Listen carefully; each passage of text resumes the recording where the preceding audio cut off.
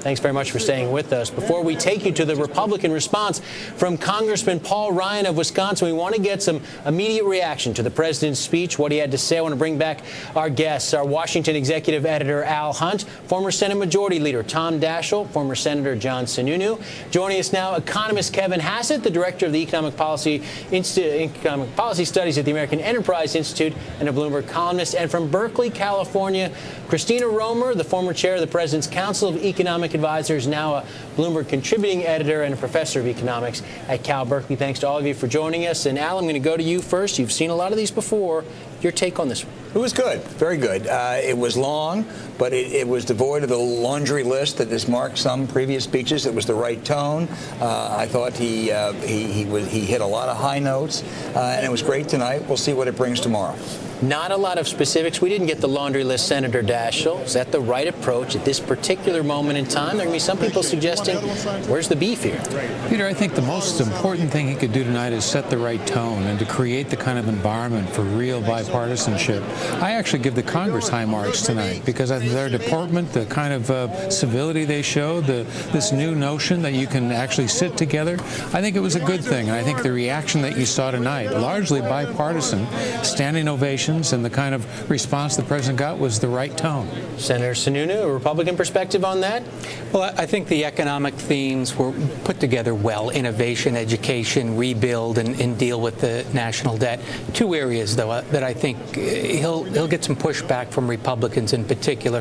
One is on the level of spending. A freeze isn't a bad idea, but we're freezing at extraordinarily high levels. And Republicans are going to want to see more effort made to reduce the overall level of spending. And second is the long-term debt.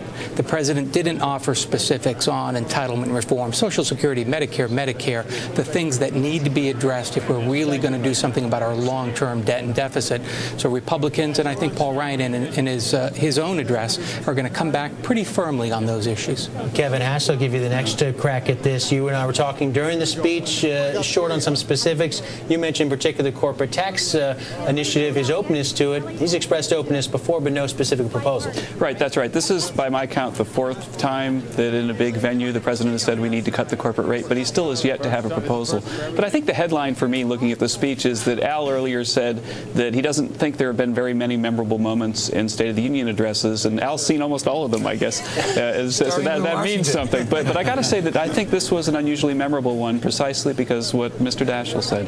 The fact is that there was some kind of collegiality that we haven't seen on both parts, and it gives me a lot of hope for legislation this year.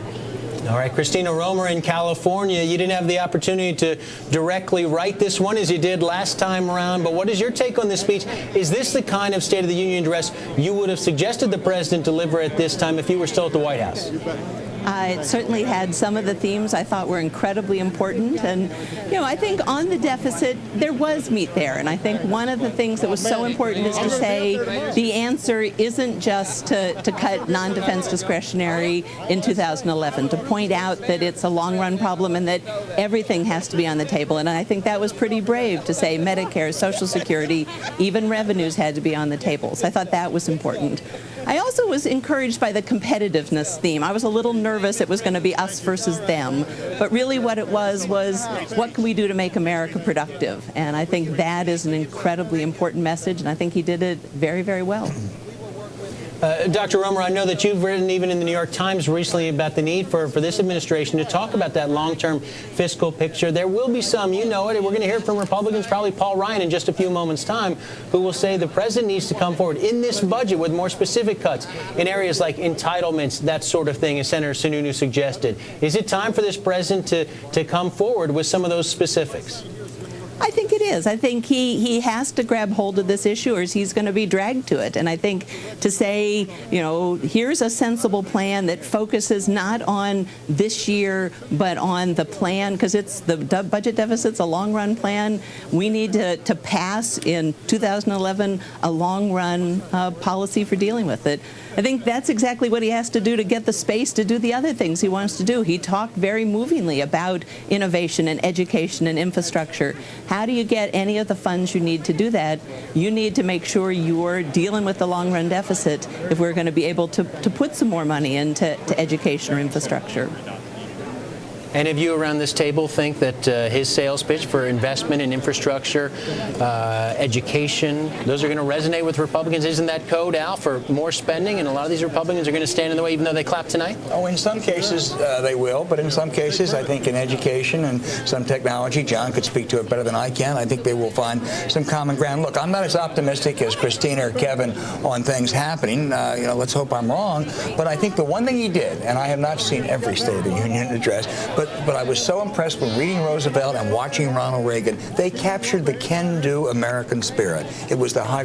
That's what he did tonight. I thought he did that very effectively, apart from the particulars. This was an optimistic speech, and I think that was really what the American people are looking for. They've got to believe we can do it. They've got to believe that we can draw the best from ourselves and show the strength and the resolve, the resiliency, and the innovation to go to the next chapter. The Sputnik moment, I think, is really what the president tried to hit tonight. I think he hit it well. If there's a weakness on some of the spending proposals, is that they were a little bit repetitive, a little bit recycled. The clean energy, hiring teachers, the tax credit for tuition. These are all things that he's talked about before. And I think that's going to ring a little bit hollow as we go to tomorrow and the next day and the next day. And people are going to be coming back saying, what can really be done to address the spending and the deficit? And that's largely, not only, but largely what the elections were about.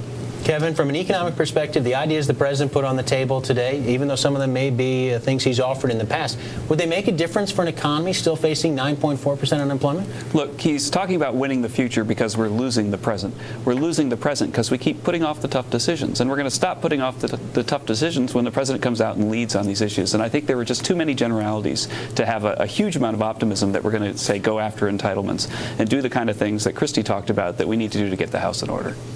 I actually don't think this is a time to get too far into the weeds. There's going to be time for that. That's the budget, right? That's really it. I think he's got to come back, and I think we probably all agree that the next step is really the tough one.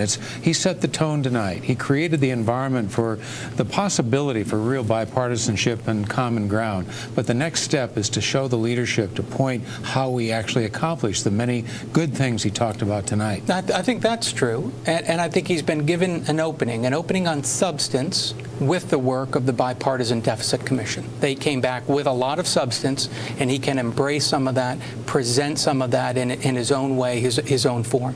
He's also been given an opening on process, and that was the process that they used to get to a tax agreement. Sort of everyone knew that the issue of taxes had to be dealt with, and it may have seemed simple after the fact, but they came up with a mechanism and a negotiating framework to do it. Led the leadership on the part of Tim Geithner and the Secretary of Treasury, participation by the leadership, Republican leadership in the House and the Senate. They got the right people in the room, and what emerged wasn't just an agreement on the Bush tax cuts, but a number of other pieces on capital gains and estates as well. And I think you got to put the process together with the substance, and he's got the opportunity to do as right both. as you are, the tax thing was so easy because it was giving away money. It's a lot easier to give away money than it is to make some of the hard choices they have to make this year. But politically, the sides were dug in pretty deep on the tax issue, in part because it had been allowed to fester for so long. And in some ways, again, there's an opportunity to put together a similar coalition, a similar process for negotiating a broader agreement on, say, entitlements. And maybe the opportunity is to do it before we have too much divisive debate over the next 3 or 6 or 9 months. Let me ask Dr. Romer about the spending fight to come in the short term here, because the president talked about this 5-year freeze, saving as much as $400 billion over 10 years. But we've got Republicans in the House, even today, acting to move on non-security discretionary spending, actually cutting non-security discretionary spending. What would that do to the economy right now? You've made the case that it's austerity right now would be a threat to the economy. Do you still believe that? I absolutely do. I think that is part of the reason why the president needs to lead on this issue, precisely because I think Republicans have tried to reduce the deficit to what do we do about non-defense discretionary spending in 2011. And I think that is not only a sort of a sideshow, I think it could be counterproductive, precisely because if you cut spending now, that is going to tend to hurt the economy. One of the things that the Bipartisan Deficit Commission said is most of the hard changes don't start in 2011. Let's pass the plan now, but let's phase them in when the economy is healthier. And I think that's absolutely true. think one point I'd like to come back, you asked what would actually make a difference on jobs. I think the actions that were taken in the lame duck, the bipartisan actions on extending unemployment insurance, the payroll tax cut, those are important sort of short-run aggregate demand solutions. We still have an aggregate demand problem. What the president was then talking about tonight was moving more to how do we have sustained higher growth, and that's where all of these productivity enhancements that he's been talking about become so important.